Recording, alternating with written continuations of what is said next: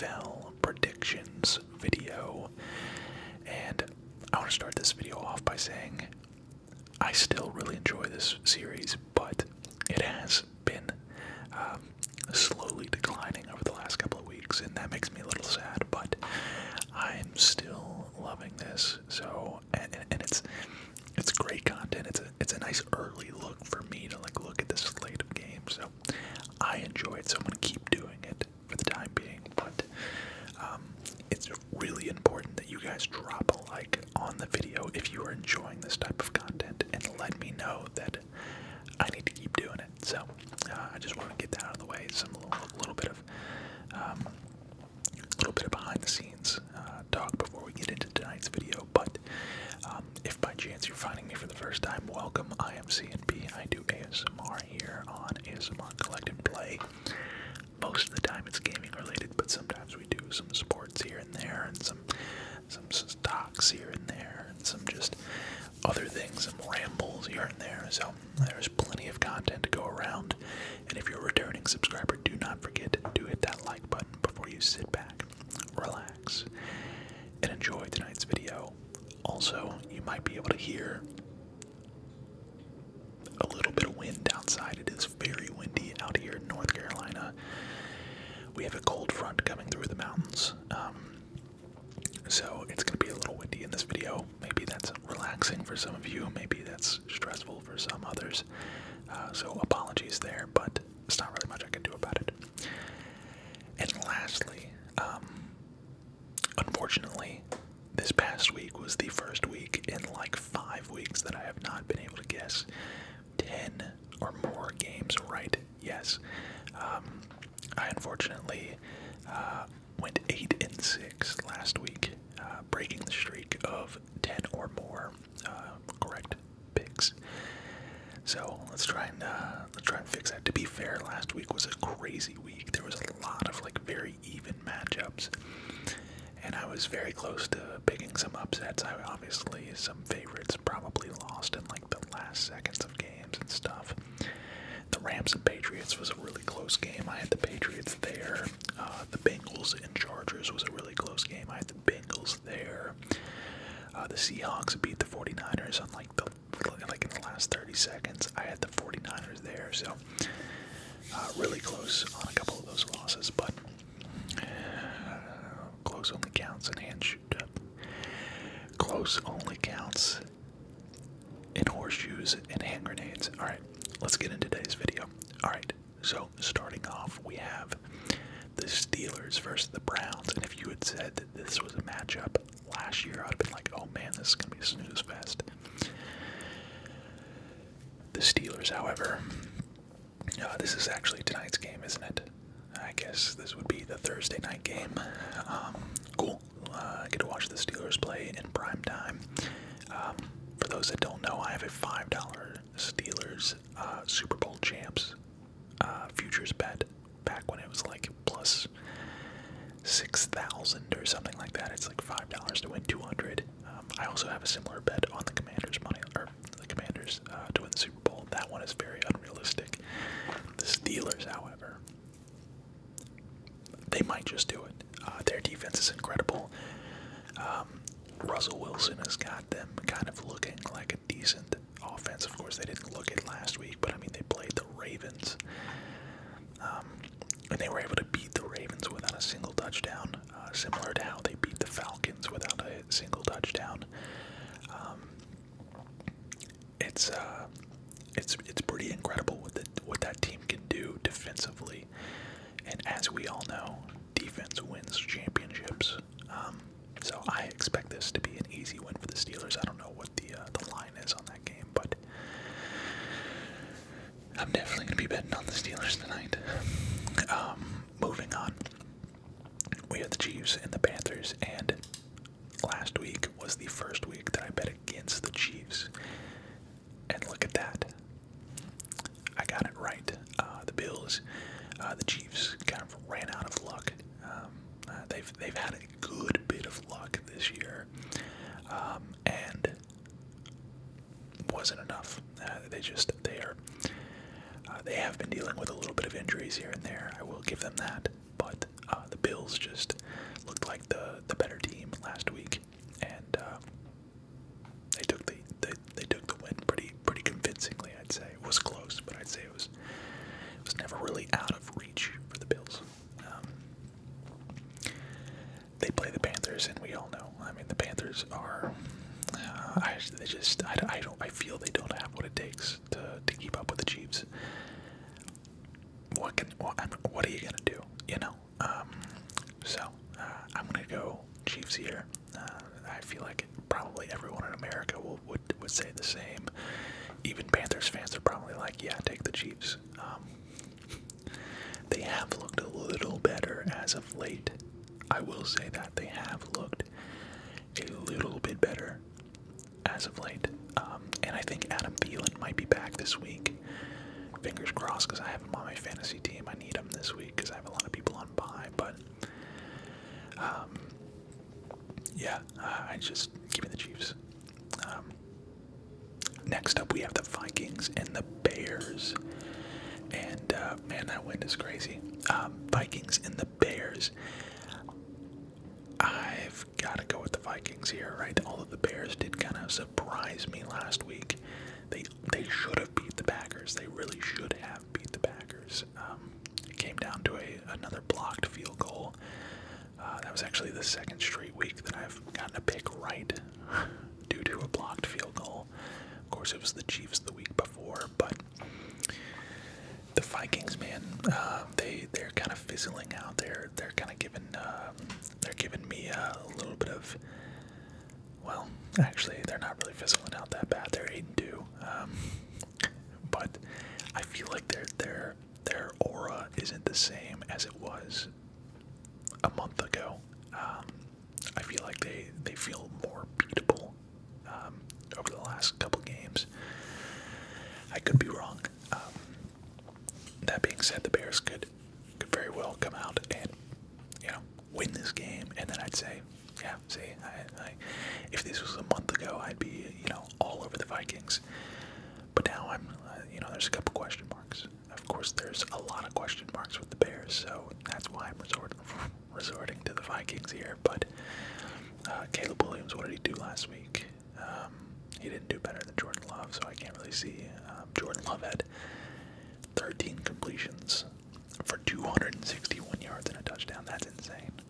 Christian Watson had 4 catches for 150 yards. That's also insane. The man is he puts up real big numbers about 3-4 times a year. Christian Watson, that is.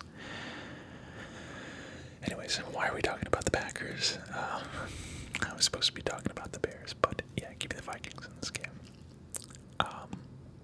Next up, we have the Titans and the Texans, and Nico Collins is back. He looks healthy. I think he played.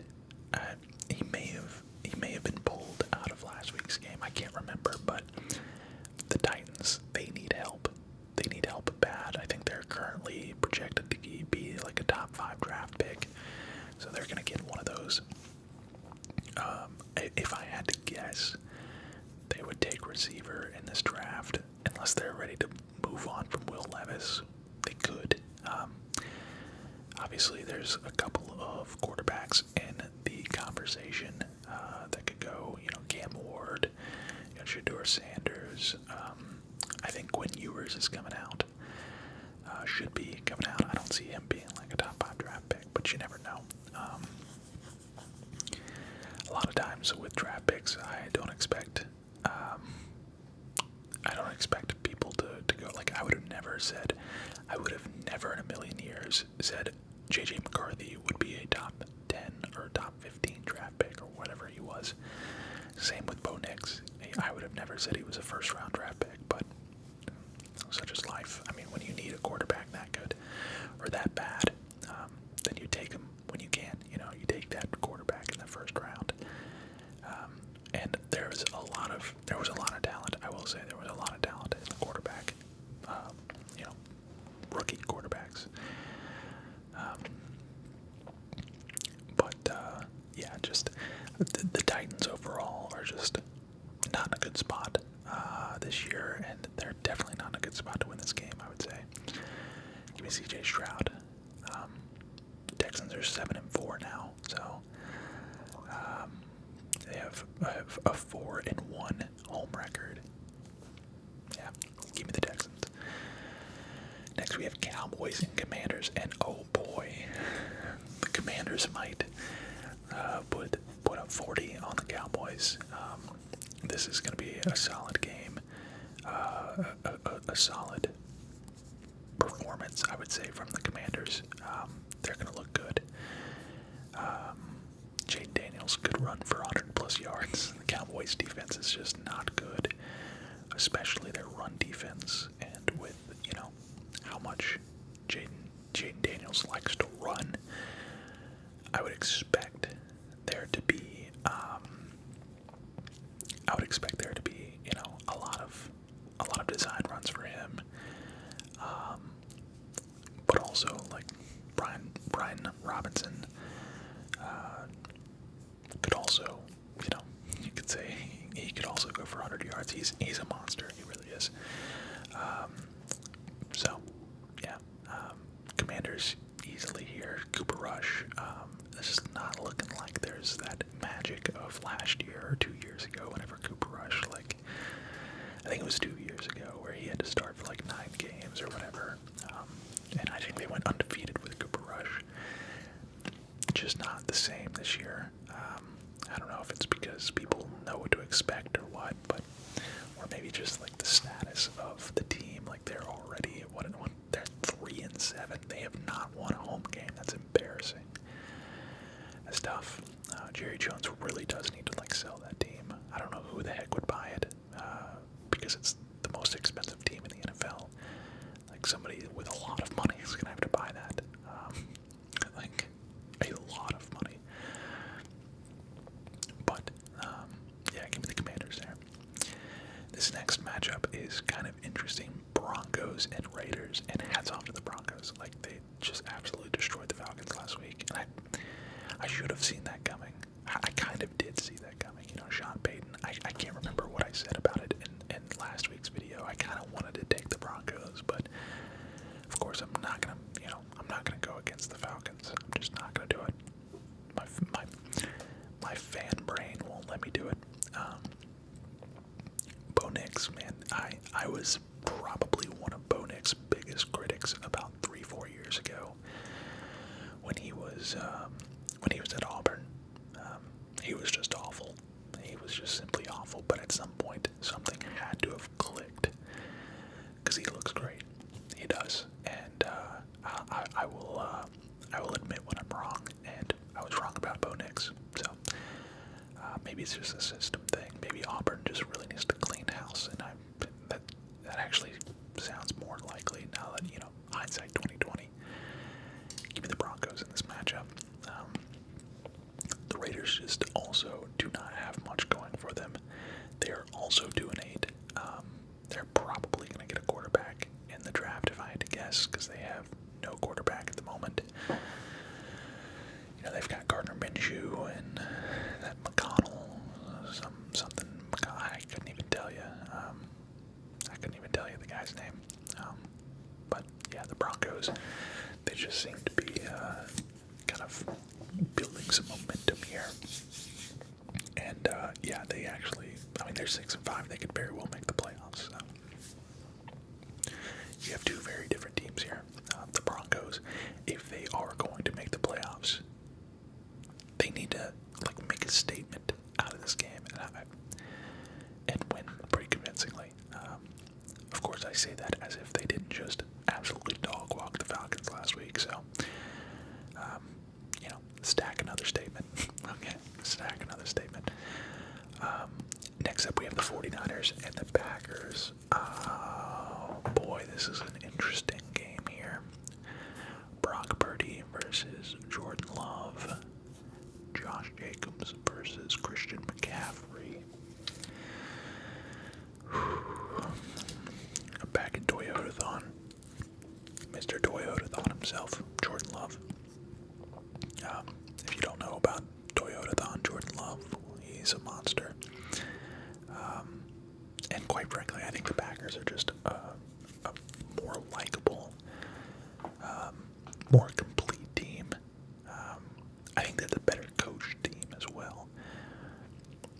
something is just, I feel like the 49ers should be better than they are. They should be better than they are. I know they've dealt with injuries, and maybe they'll be more healthy or healthier this week.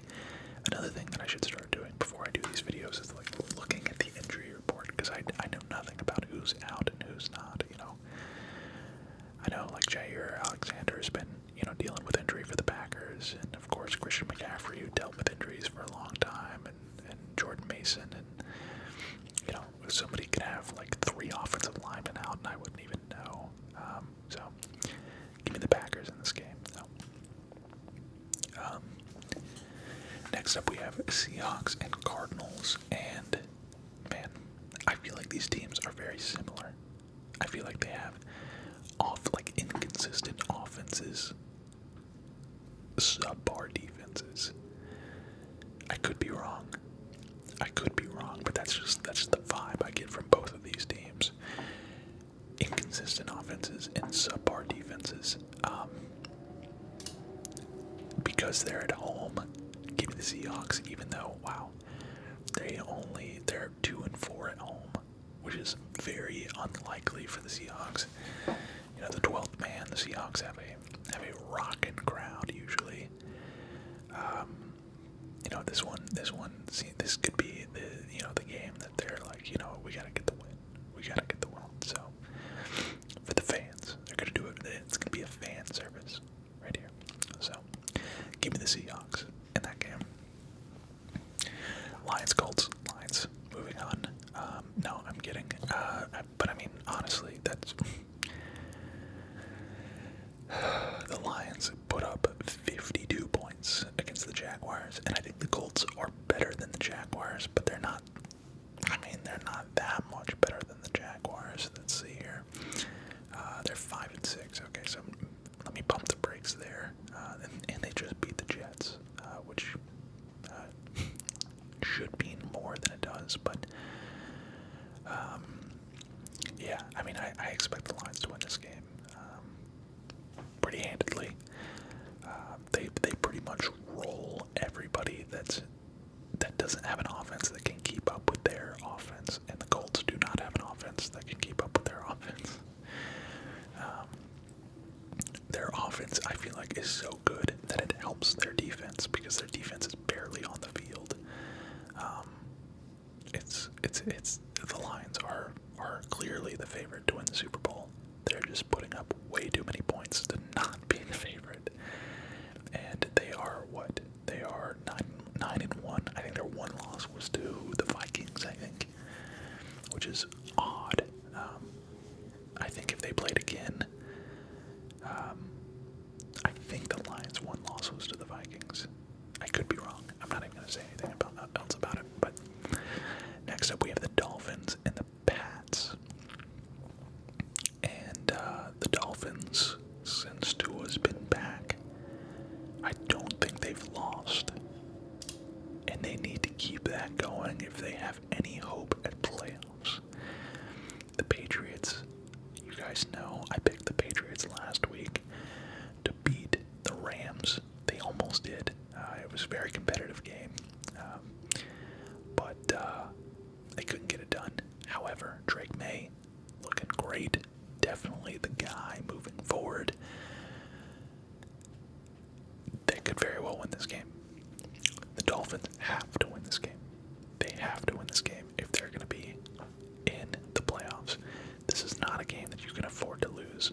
Not against a rookie quarterback. Not at home. You have to win this game. So give me the Dolphins here. Tyreek Hill has, even since Tua's been back, he's not really done that much. I'm sure at some point we'll get a 200-yard, 3-touchdown performance out of Tyreek Hill. Maybe it's this week. Who knows? Next up, we have Giants and Bucks, and the Giants have benched Daniel Jones finally. I'm still under the. I feel like Daniel Jones is going to end up getting traded somewhere, and I feel like he's going to be successful. I think it's a fit problem. I don't think Daniel Jones is that bad. see the potential. I see why they've stuck by him for years. It just hasn't worked out for them, and I think they're finally moving on. That being said, that could lead to an easy win. I mean, who knows?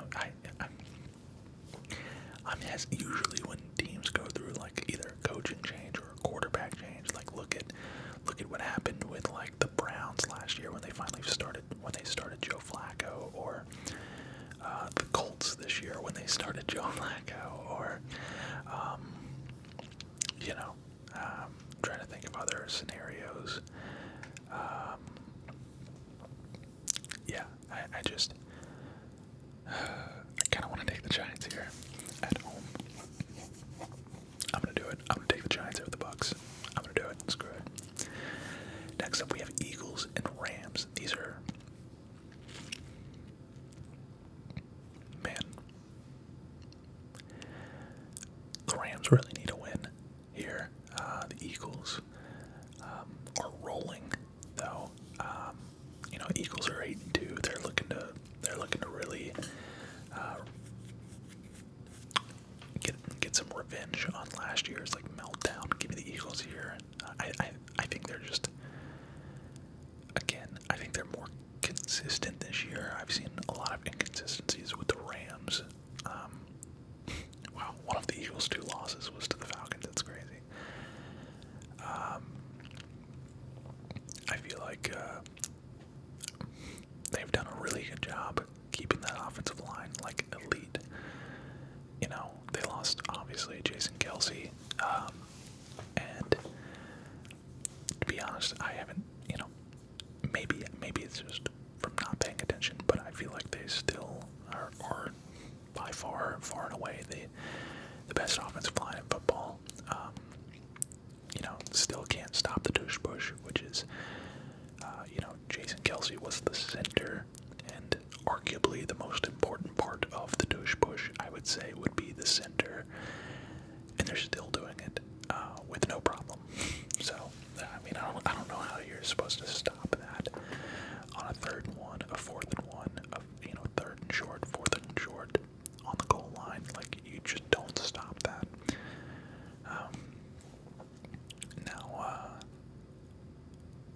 And I don't think the Rams have that good of a defense. I would expect Eagles to put up like 30 plus, I'd say. They gave up 22 to the Pats. The Rams did, so give me the Eagles here. Eagles put up 26 on the Commanders, so give me the Eagles and the over in this game. I see that. I see that being a potential bet for me this week. And then Ravens and Chargers. The Chargers really do look like a completely different team than they have looked in the last 2-3 years. They kind of surprised me. I thought for sure the Bengals were going to win that game last week, but at the end of the day, the Bengals did go on a little run, a second half run, but it was just too much. The Chargers, or it wasn't enough, I should say. The Chargers held on to their lead and got the win. The Ravens, though, they're probably pretty salty from last week's loss. Both of these games should be great. These are a great Sunday night game and a great Monday night game. Love it.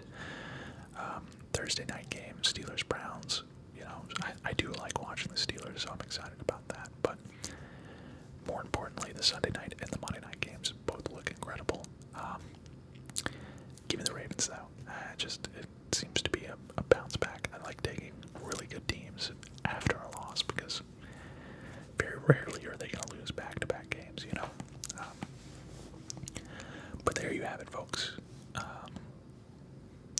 We have 1, 2, 3, 4, 5, 6 home teams. A lot of road favorites this week, I would assume. Which means a lot of home dogs. There's a lot of home underdogs, which is a great bet to place. But yeah, I I see the better teams a little bit more clearly this week than I did last week. It was hard to pick last week. Last week was a